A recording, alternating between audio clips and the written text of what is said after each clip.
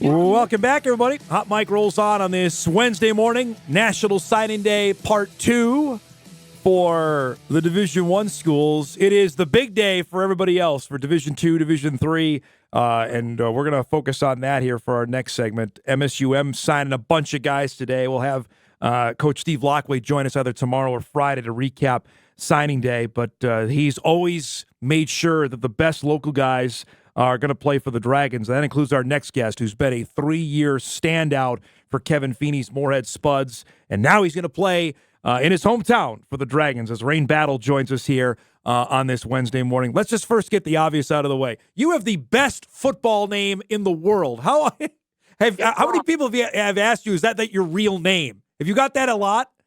Yeah, so I got that a lot ever since I was younger. Yeah. Was football always number one? Was that the sport that you always drove to? Yeah, ever since I was little, I always played football. It was always the sport I had to go play. Describe today, we were visiting off air that you made it official to sign with the Dragons. Tell me about this emotion today that it's over and done with. It's very exciting. It's like relief that it's over with, the signing things over. So then now I'm really part of the team, and I'm really ready to go over there and see what I can do. Tell me about the recruiting process. Well, first, now, before that, the fact that you're going to play college football. When did you get a sense or somebody tell you or a coach say, hey, we think you can play beyond high school? Well, I've always had the sense ever since I was young that I want to play college, I want to go on and play football when I get older. And then, really, it was probably, freshman year, really. And then the coaches around me, surrounding me, said they could see me playing at the next level and things like that. To have that kind of belief early on, what did that do for your confidence? It boosted my confidence a lot, I have to say. Helped me start working out more, play at a higher level. The fact that you had the kind of talent around as well, I mean, you've had some dynamite teams. How much did that make it not necessarily easier to play, but you had some dudes always around you? Oh, well, it made it easier on me for sure because I have people surrounding me, like Elanius, the Washington, Yeah. He was a huge help. He was a good teacher too, teaching people how to, be physical, and he really motivated the team. So being surrounded with good talent really makes me better. Made me better. The highlights I found of you are all offense, but you're going to play defense. Did you tell Lockway, hey, I can catch the ball, I can do things offensively? Yeah, that came up too. We talked about that. He said, oh, I heard it from coach. He said, hey, you could probably play offense first too. I was like, yeah, joking around about it, but I think it could be a possibility. You never know. Tell us about when MSUM came into the picture and what stood out to you about them to say, this is where I want to go to school. Yeah, like I said, they came into the picture pretty early when the recruiting was really available. So I knew they're actually taking me serious. And then really they were very consistent, all the graphics and consistently talking to me, calling me, and they really made me feel like family when I went on the visits and other things like that. Was that when you went on your visit, say, you know what, this is it? Or did you say, keep it open for a little bit after your visit to MSUM? It was probably my official visit when I was like, yeah, this is definitely where I want to go. But other visits before, I was already liking the place. I really enjoyed it. What was the phone call like with Coach Lockway to tell him you were going to commit? It was very interesting. I called him. I was in study hall, and I just got the phone off of my parents, and I was like, yeah, I think I'm ready for this. And then I called him, and then he said, what's up? And I was like, yeah, I'm ready to commit to the program. And he was very excited, and I was excited as well. To have it, and then you did it, gosh, right before Christmas. I mean, tell me about that emotion. Was that an early Christmas present for you? Yeah. I didn't even realize it was probably that time before, but it was but yeah, it was just an early Christmas present, like you said. So to tell me about today, to have the official ceremony to sign, and now it's over and done with. I mean, is it relief, excitement? I always am interested in this. Is it a little bit of both? What's going through your mind this morning? I'd have to say it's a little bit of both, really, because you can finally become a part of the team, you finally sign to the program, and then you're really excited for what you're about to do for the team, and when you're ready for the college level. You mentioned you're going to play linebacker. What's exciting about that, and what the challenge at the next level? Obviously, you know the players are much better. What for you are you excited about the most about getting to play Division II football? Uh, I'm really like the competition. I like play people that are also play high level athletes as well, and then because I like competition either way. Like the harder the better, really. So I go out there and compete. To see, the level of football the Northern Sun is. I mean, they got dynamite teams coming in every week. What have the coaches told you about what to get ready for of what college football is like? They really just said it's like it's a whole different beast from high school football. Really, it's like because it's all high level athletes that were picked up. So you just gotta be able to go out there, and even in the off season or when you're not on the field, or you just gotta continue training and keep getting stronger consistently. Staying close to home, was that a big deal, or was that just this was the best fit? It didn't matter where it was going to be. Yeah, it didn't really matter where it was gonna be. It's like the best fit for me and or the best way and the fastest way I can get on the field. I want to ask about. We followed obviously your team this past season. I know it didn't end the way you wanted. I want to get to that in a minute, but tell me about how fun this 2024 football season was playing with Moorhead. It was a lot of fun, really, because I got to play with all my friends that I grew up from seventh grade middle school football until leading up to this moment.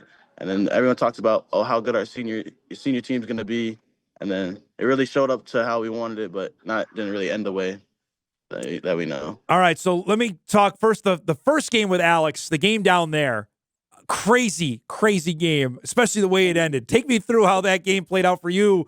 You're playing both ways, and how the game ended.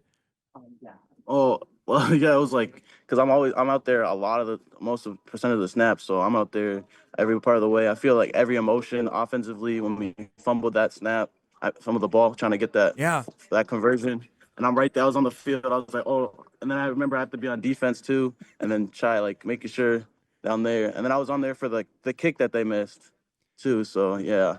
What was that range of emotions? Knowing, okay, we fumbled, and now I got to go back out and play defense. Well, it was kind of like it was a kind of weird feeling. It was like kind of worried and like because I have a chance to lose, but then kind of excited because I get to go out there and still compete more on defense as well. When you saw the kick, and granted, he's going to go play. Daniel Jackson is signing. He's going to go play with the Gophers. I mean, so when he comes out, what's going through? You're like, oh, he's going to make this. He's a Division I kicker. Well, yeah, the crazy thing is I talked to him at the All-Star game. We talked about this, Yeah. and then he was asking me because I had rushed the middle, and I told everyone because I felt it like when I dove, it like tipped my finger, so I was pretty sure I chipped the ball, and that's why he missed. And he talked to me about it because he said when he kicked it, it felt really good. So I was like, yeah, because I felt like I tipped it. I told a lot of people I tipped the kick because that's what it felt like. That's So fantastic. What did he say when you told him that? he's like, well, yeah, I was surprised because there's no reason his kick should have went wide like that. So I was like, so we really just laughed it off, really. That's awesome. I know the last game, so you get him here. It didn't end the way you wanted. That moment in the locker room after the game, how difficult was that, especially for you? That was your last high school game with the Spuds. Well, yeah, it was a range of a lot of like emotions. Like I was sad, it's the last football game on the Jim Godo Stadium too, with all my friends and everything.